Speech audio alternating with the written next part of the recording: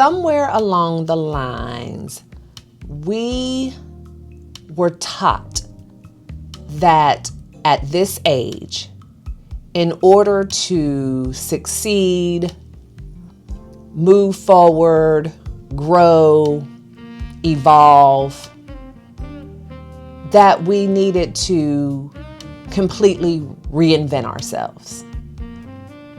And I want to challenge that today because I just don't believe that's true. At least I don't believe that's true anymore.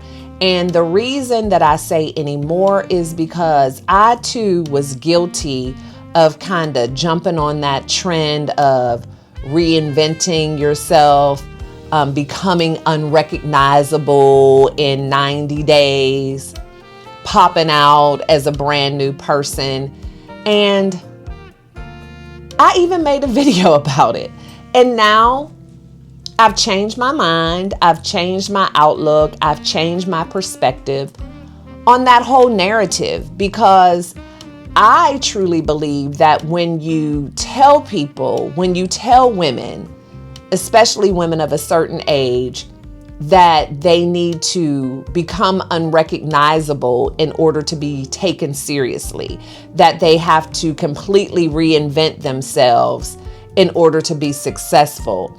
That's telling women that they need to deny who they are and just putting even more weight on that whole you're not good enough just how you are and you're not worthy. And I just don't want to be a part of that.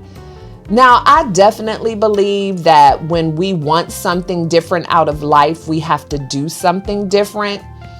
However, it's not about reinventing yourself. Most of the time, it's more about being true to who you really are. Being that person that you always have been, but maybe were just afraid to be because you didn't know how it would be accepted. It's about being true to our boundaries and not feeling like we have to be people pleasers. It's about stepping out and doing something new and not worrying about what anyone else thinks. Because I truly believe that whatever it is that we want in life, whatever it is that we want to do in life, we, for the most part, always wanted that, right? And so when I have women who come to me for one-on-one coaching and they're kind of in this second season of their life, so many of them feel like they have lost who they are. They don't really know who they are. And they'll say, like, I just want to reinvent myself. I want to become someone different. And I ask them, well, what does that mean? And they'll start immediately by saying, well, I always thought I wanted to be A, B, and C. And then life happened and I wasn't able to do that. And now I want to do that. Well, that's not reinventing yourself.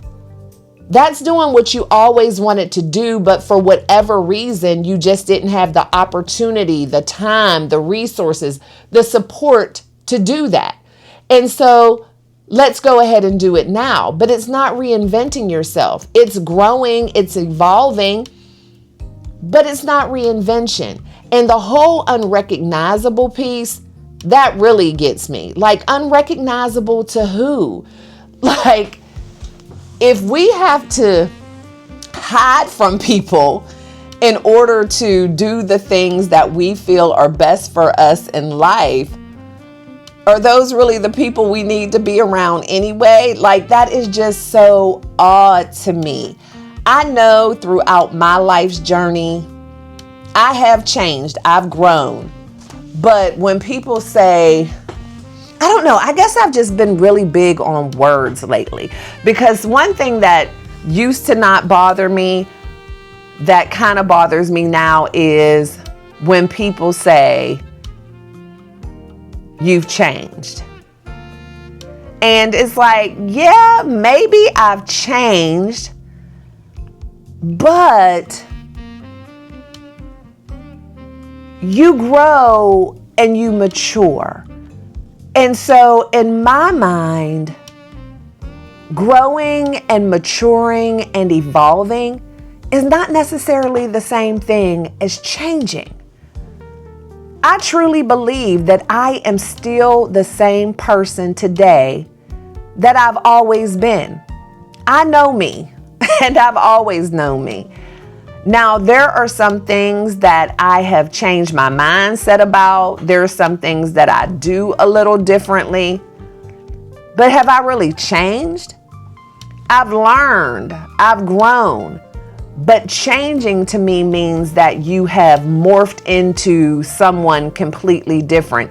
And I think when we focus on changing ourselves too much, that's what causes us to then go into comparison mode. Because when you're trying to change, in my opinion, it's like change to be like who? And so the only person I know how to be is me.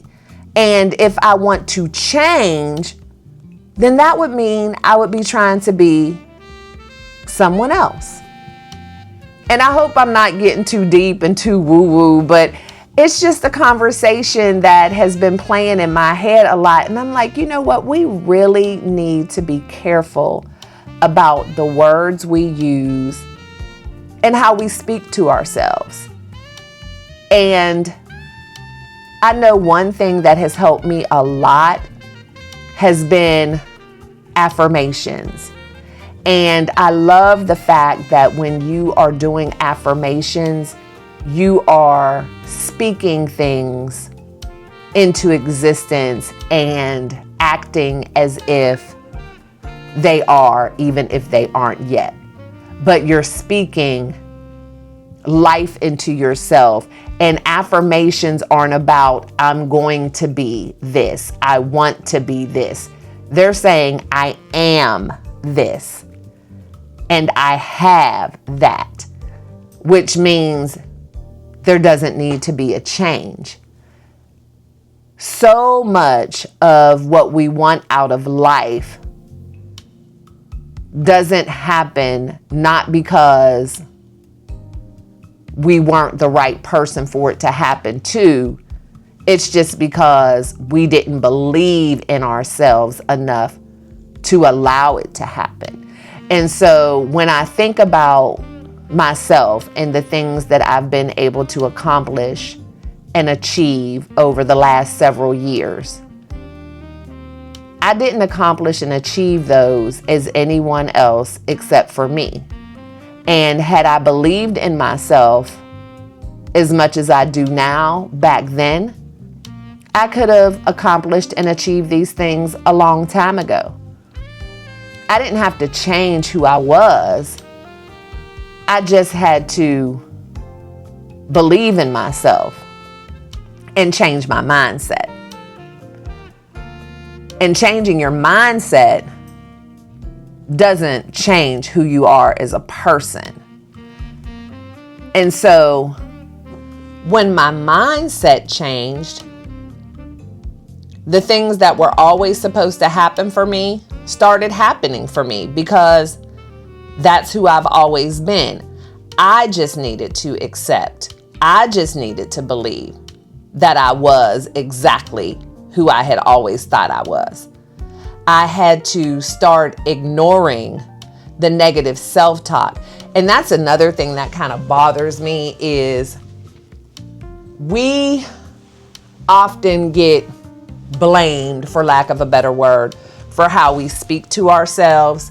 And it's really difficult to untrain yourself from speaking poorly to yourself. However, for most of us, it was something that someone else said to us to begin with. For most of us, we believed in ourselves from day one, but then someone else snuck in and told us that we couldn't do it. For most of us, we had confidence from the very beginning, but someone came in and said something or did something that made us doubt our confidence. So again, it's not about changing who you are today. It's more about going back to who you were from the very beginning. When people tell me that I'm a 50-year-old woman, a 55-year-old woman, a 60-year-old woman, and I'm ready to do something different in my life, but I just don't know what to do, I always tell them, go back to that little girl that you were at 7, 8, 10 years old, what does she want to do? Because whatever she wanted to do, you probably still want to do that thing, but it's just been so long since you've been able to really think about it. And 9 times out of 10, they can go back and think about it and realize, I still have a passion for that. So again, are you changing yourself? Are you reinventing yourself? No, you're being true to yourself. You're being honest to yourself. It's so funny. I had one client that I kind of went through that exercise with, and I share this story a lot when I speak at conferences and different things. And I asked her to go back to that young child, her, and figure out what she wanted to be then. And I could almost guarantee she still wanted to be the same thing. And she's like, stay. All I can remember when I was a little girl, I wanted to be a princess. And as a grown woman, even though I truly believe that I'm the queen of my castle, I know I cannot be a princess. And I'm like, okay, I feel you on that one, but I'm still not going to let you off the hook, and you're not going to make me feel like my method doesn't work. We're just going to have to take it a little deeper. What was it about being a princess that really caught your attention? What was it about that princess life that you loved so much as a little girl? And she began to tell me how she loved the tiaras that the princesses wore, and she loved the dresses and the gowns and the jewelry. And I'm like, okay, well, I can think of some things that you can do that will still give you that same feeling, and it doesn't necessarily make you a princess. And so at the end of it, we brainstormed and did some things, and she ended up opening up a boutique where she sells the tiaras and the pretty gowns and the jewelry. And it's awesome for young women who are in pageants and are having quinceañeras and going to the prom. And so even as a grown adult woman, she's still able to be surrounded by those beautiful things that captured her attention so much as a little girl. And it's fulfilling for her, and she still loves those things and thinks that it's beautiful. And so my method, it works. And again, quit thinking that in order to have a successful life, in order to be fulfilled, in order to be taken seriously, that you have to change who you are. You don't need to reinvent yourself.